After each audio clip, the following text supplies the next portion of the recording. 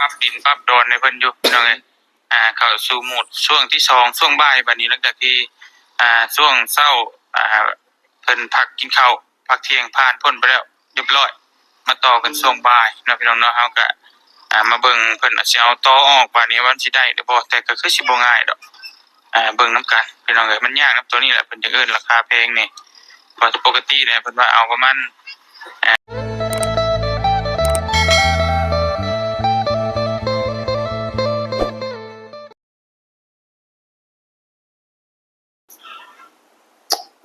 พี่น้องเนาะเปิดคลิปเปิดภาพมาพบเจอกับมาเนื้ออีกคือกับคือเดิมพี่น้องเนาะเส้นเก่าเส้นเดิมเส้นเก่าเส้นเคยพี่น้องเนาะหลังจากที่เลิกงานมากับมาพบมาเจอกันอีกคือกับพี่น้องเนาะก่อนอื่นเนาะกับทักทายสบายดีสวัสดีพ่อแม่พี่น้องกันเด้อสู่คนพ่อแม่พี่น้องเนาะว่าจะเป็นพี่น้องฝั่งไทยฝั่งลาวหรือทางต่างประเทศพ่อแม่พี่น้องค่ะยินดีต้อนรับเข้าสู่ช่องของบ้านเรือนบ้านนาอีกแล้วพ่อแม่พี่น้องเนาะ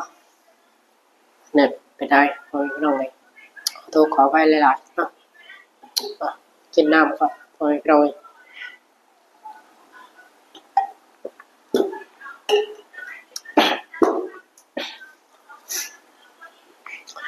มาผมมาเจอกับมาเลื่อนได้มื้อนี้พ่อแม่พี่น้องเนาะโดยมาเลื่อนกามานำเสนอคลิปอีกคือกับพ่อแม่พี่น้องเรื่องน้องสาลีพ่อแม่พี่น้องความพันใกล้จะเป็นจริงแล้วพ่อแม่พี่น้องเนาะว่าเรื่องราวของน้องเพิ่นหรือว่าทีดิดทีดอนของน้องเพิ่นที่อ้ายบาเตียงทองเพิ่นจะปลูกสร้างปลูกเรือนปลูกซ่านให้น้องเพิ่นไปฮอดขั้นตอนได้แล้วพ่อแม่พี่น้องเนาะก็ไปเบิ่งไปชมในคลิปของอ้ายบาเตียงทองเพิ่นพ่อแม่พี่น้องเนาะถือว่าน้ำใจของอ้ายเพิ่นพ่อแม่พี่น้องเนาะถือว่าสุดยอดเนาะทางประเทศได้เบิ่งการทำความดีความงามในสังคมที่อ้ายเพิ่นได้เฮ็ดไปพ่อแม่พี่น้องเนาะก็สุดยอดพ่อแม่พี่น้องเนาะถือว่าสุดยอดพ่อแม่พี่น้องเนาะถือว่าบ้านเลิศก็ชมเชยพ่อแม่พี่น้องชมเชยหรือว่าชื่นชมในตัวของทีมงานของอ้ายเพิ่นเนาะทางประเทศได้เบิ่งแล้วก็ว่าสุดยอดสุดอลังการพ่อแม่พี่น้องเนาะโอเคพ่อแม่พี่น้องทางประเทศก็ได้เบิ่งในคลิปของอ้ายว่าเตียงทองเพิ่นตอนนี้กำลังอยู่ขั้นตอน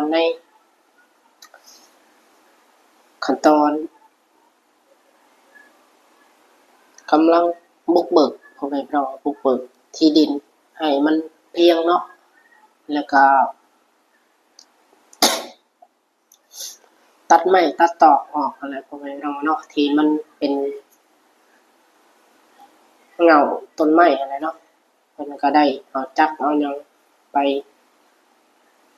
เลยออกพ่อแม่พี่น้องเนาะครับเพิ่นก็เอารถ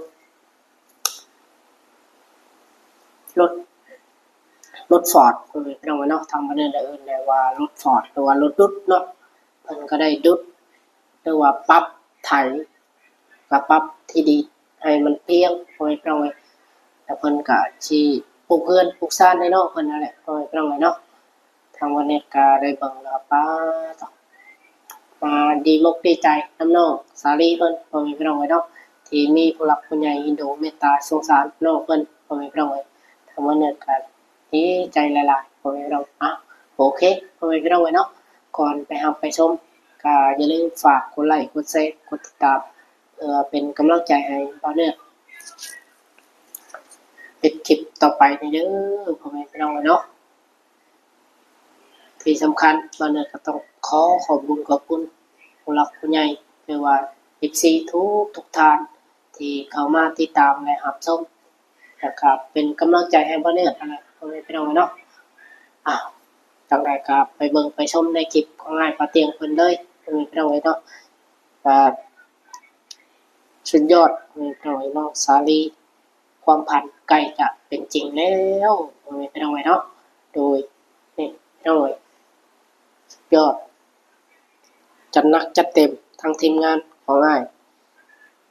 มาเทียงทองเพิ่นพ่อแม่พี่น้องทีมแล้วก็ทีมงานลาวใต้อะไรเนาะทางบ่าวอ้ายบ่าวอนุ่งแล้วก็บ่าวเจ็บ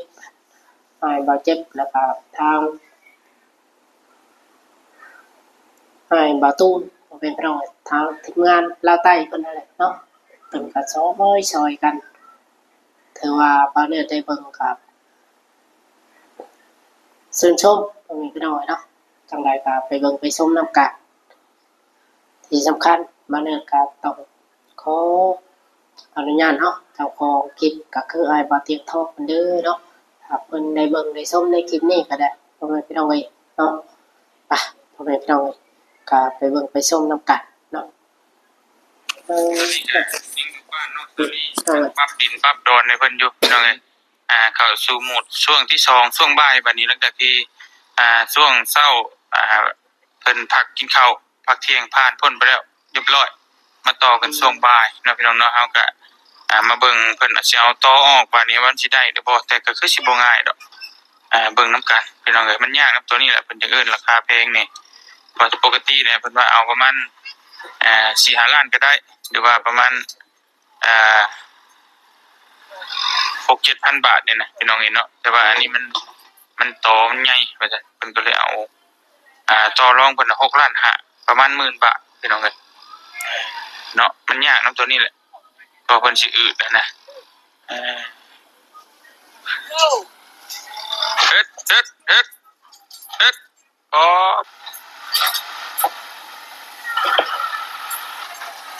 พยายามมาต่อพี่น้องเห็นเนาะแต่มันก็บ่ง่ายคือต่อมันใหญ่5 แก้วมันก็ใหญ่อยู่แล้วต้นไม้ใหญ่ระดับยาก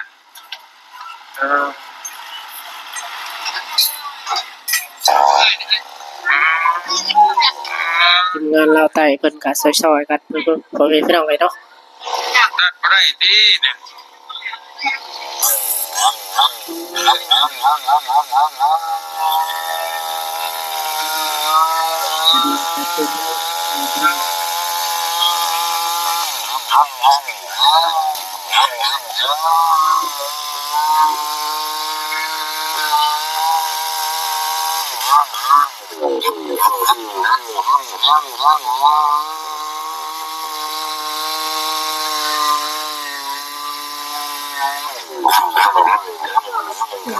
ขอดก้มเลยพ่อแม่พี่น้องเอ้ยเนาะสุดยอดสร้างตัดไม้เพิ่นก็สีมือบ่ธรรมดาพ่อแม่พี่น้องเอ้ยเนาะ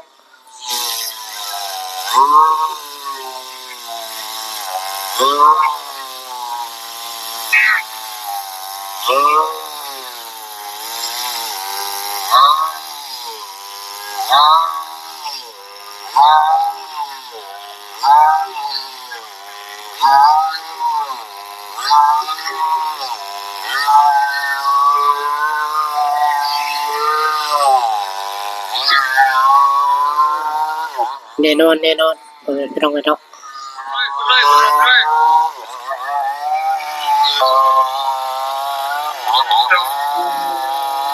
ช่วยกันดีขนาดนั้นเลยสุดยอด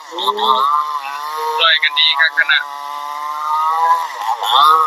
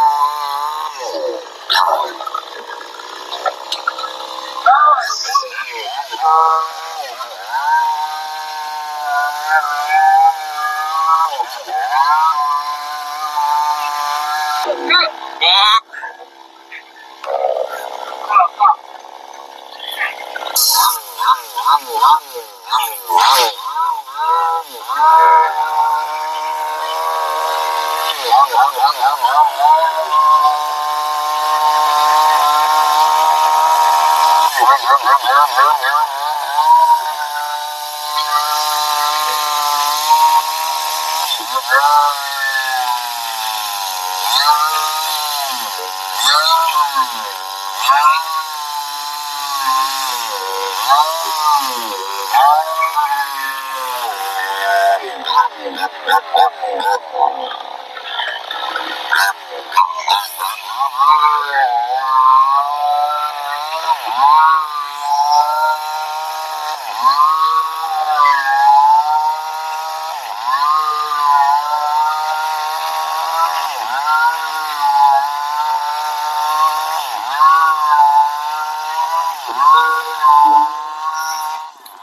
่นอนโอ้ยไม่ต้องไงเนาะ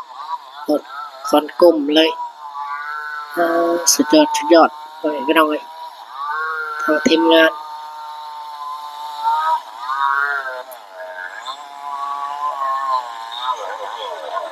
โอ้สร้างตันใหม่ก็สีมือบอธรรมดาเลยโอ้ยไม่ต้องไงเนาะอ่า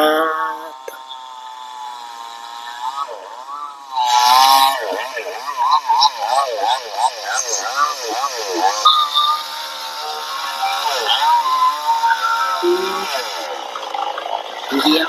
ไม่ต้องไงเยี่ยม พี่น้องนัดเนาะ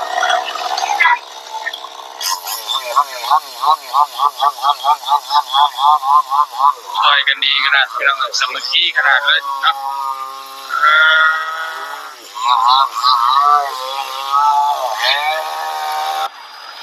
อ่าเอ๊ะเอาสองตัวนี้ออกตัวสุดยอดแล้วพี่น้องเนาะว่าจะเอาง่ายออกยากทำไรตอนนี้แต่ละคนก็กำลังทำความพยายามซอยกันบุบบ่มอยู่พี่น้องเลยยากต่อใหญ่5 แก้วก็ใหญ่เนาะ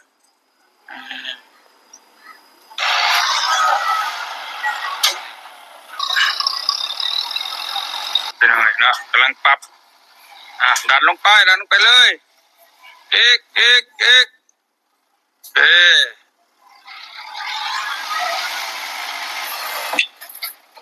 ขาต่อละ รถกับมาใหญ่ปานใดว่าพี่น้องเนาะถ้าว่ารถใหญ่กว่านี้ก็น่าจะแห้งอยู่บ่พี่น้องเอ้ย ดันมาแห้งกว่านี้อีกเนาะ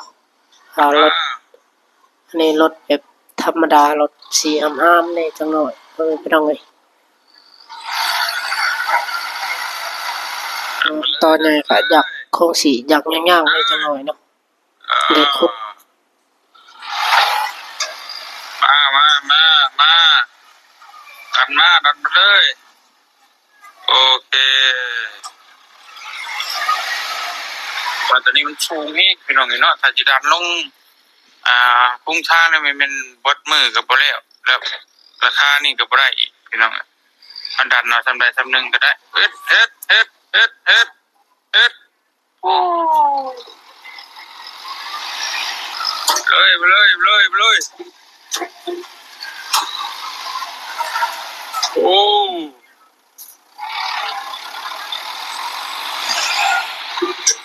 ดันมานี่แปลงทางลงนี้น้องแปลงทางลง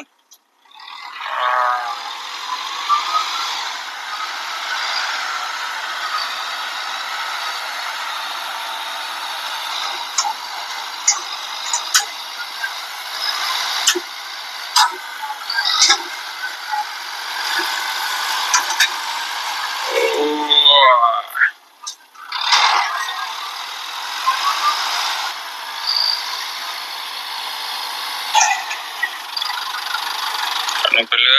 ย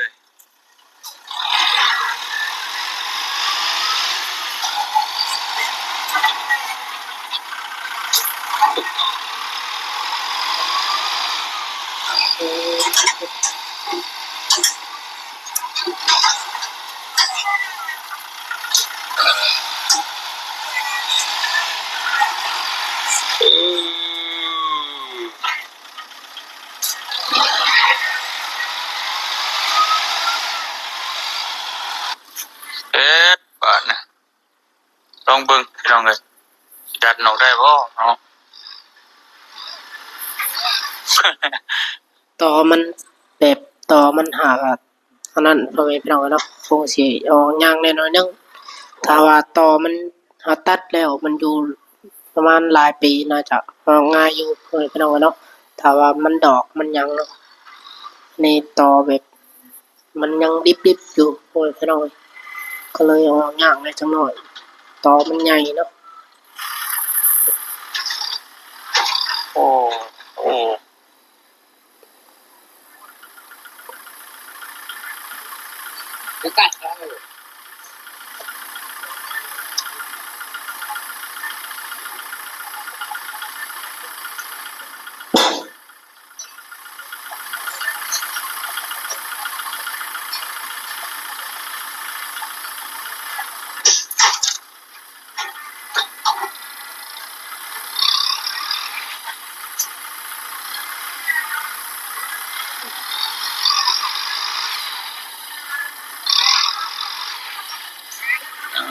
ค่าระบาดน้องเอ้ยรถมันน้อยมันเบิกแห้งบ่ได้เนาะสำใดสำหนึงก็บ่อยากได้โอ้แต่ยุ่นใหญ่นี่มันตามอึๆของบาทเดียวเลยพี่น้องเอ้ยเนาะอ่า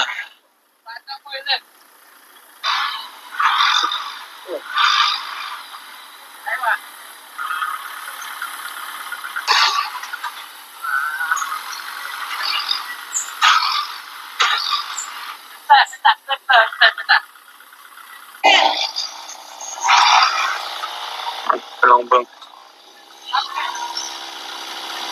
บ่ออกอาจจะตัดสินตัดพี่น้องเอ้ยนะ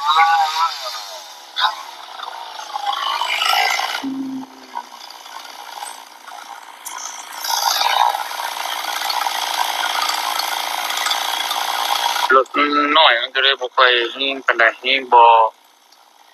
เพ่มันน่ะนะพี่น้องแต่ใหญ่ตัวใหญ่สุดนี่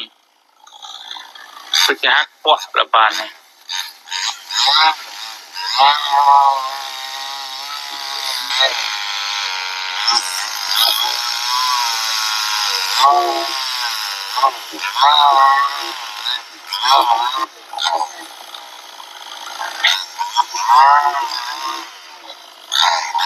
เอ๊ะ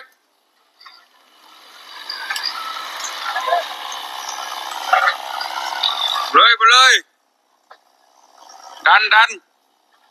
ดัน อืม ดัน อืม ดัน เจี๊ยบ ดัน เจี๊ยบเจี๊ยบโอ้ยพี่น้องครับสุดมันยังน้อยแฮงมันกับบ่แพ้มันต้องครับ ดันเอ๊ะ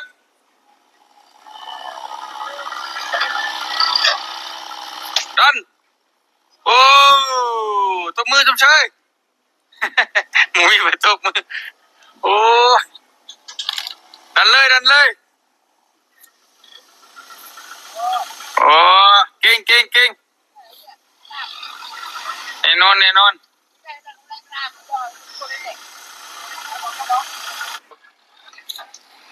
โอ้เฮ็ดเฮ็ดเฮ็ดเฮ็ดออกแม่ออกแม่โอ้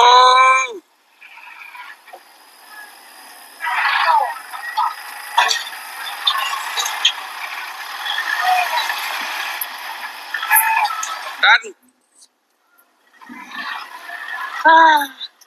สำเร็จเช็ดชิ้นไปต่อหนึ่งพี่น้องเห็นเนาะยังเหลืออีกต่อหนึ่งบาทนี่อ่าอ่าต่อ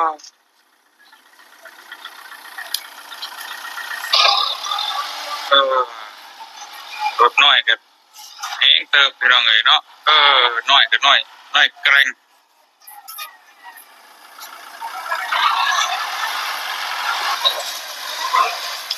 อ่าดันดันดันดันดันอ่า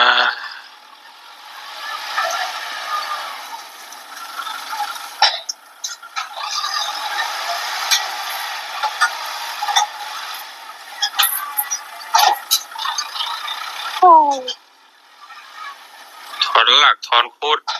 นี่จริงว่าถอนหลักถอนโคตรพี่น้องเนาะเปิด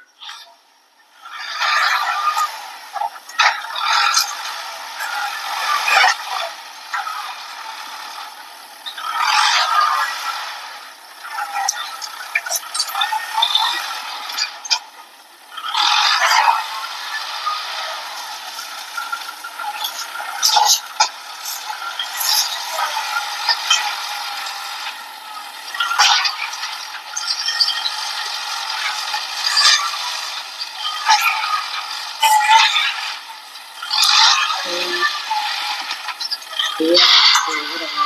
เออ เลือดเลย อ๋อ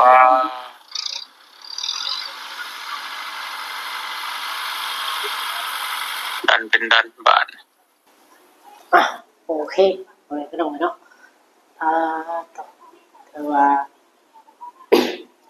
เรื่องปรับดินของน้องซาลีเพิ่นกะถือว่าสุดยอดเลยพี่น้องเนาะทางทีมงานลาวใต้หรือว่าทางทีมงานของอ้ายป่าเตียงเพิ่นพี่น้องงานลาวใต้อันนี้เนาะอ่า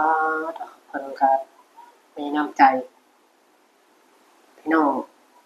ทางเพิ่นทางน้องซาลีก็บ่ฮู้พี่น้องเนาะเพิ่นก็สามัคคีซอยกันนั่นแหละพี่น้องตัดไม้ปั๊บต่อเนาะก็ทั้งน้องซาลีเพิ่นกับแม่เพิ่นก็กลับมาแล้วพี่น้องเนาะแต่ว่าบ่ฮู้ว่าเพิ่นสิกลับไปเมื่อใดเนาะทางวันนี้ก็ยังบ่ฮู้เนาะแต่เห็นแต่ในคลิปอะไรของพี่น้องทางงานบ่าวเตรียมเพิ่นก็ลงว่าน้องแม่น้องซาลีเพิ่นกลับมาพี่น้องเนาะถ้าต่อวันนี้ก็ดีใจนำน้องเพิ่นหลายๆพี่น้องเนาะที่ได้ที่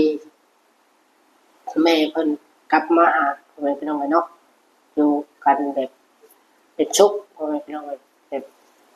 บ่ให้มันทุกข์ใจน้องเพิ่นนั่นแหละพี่น้องเนาะเพิ่นก็ดีใจนำน้องเพิ่นหลายๆพี่น้องเนาะต่อพี่น้องถ้าว่ามีผู้หลักผู้ใหญ่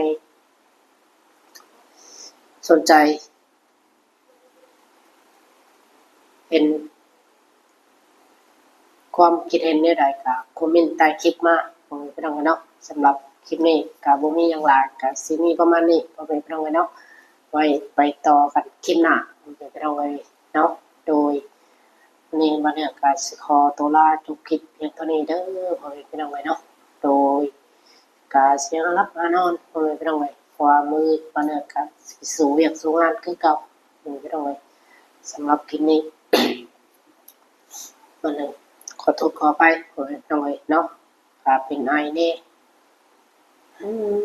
เป็นวัดยังเศร้าคักบันไดไปหน่อยทางประเทศกันเนาะกินยาลงไปแต่ละมื้อกันเนาะเห็นมันหายก็กินยาแล้วกันสีคล้ายๆเนี่ยจังน้อยไปหน่อยเนาะอืมโอเคไปหน่อยเอาว่ามีผู้หลักผู้ใหญ่อินดูมีตาสงสารน้องเพิ่นอยากสมทบเฮ็ดเรือนเฮ็ดชานเพิ่มเติมกับน้องเพิ่นก็ยินดีเด้อพ่อแม่พี่น้องเนาะติดต่อหาสองทางของอ้ายเตียงทองเพิ่นได้พ่อแม่พี่น้องเนาะครับเดี๋ยวทางอ้ายเพิ่นก็เป็นสะพานบุญให้กับผู้หลักผู้ใหญ่ที่เพิ่นอยากทำบุญพ่อแม่พี่น้องเนาะอืมแต่ว่าสุดยอดพี่น้องโอเคพี่น้องเนาะที่สำคัญหาว่าบ่เลิศเฮ็ดผิดพลาดประการใดหรือว่าเว้าผิดพลาดประการใดก็ต้อง